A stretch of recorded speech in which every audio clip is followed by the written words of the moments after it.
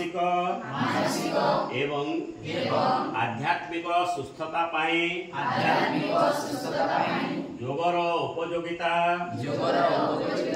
विषय जानी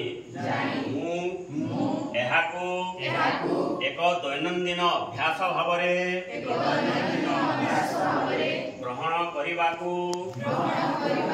प्रतिज्ञा करुछे।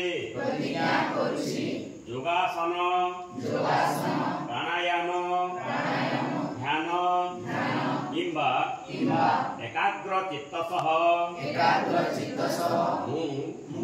प्रत्येक दिन योग करिबा पाई समय उत्सर्ग करिबाकु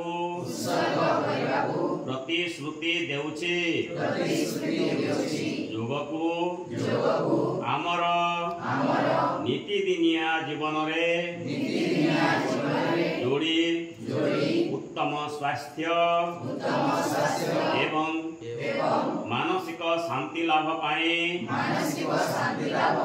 समस्त को प्रोत्साहन देवा सह मोर परिवार बंधु एवं समाज को ए दिगरे उत्साहित करिबी।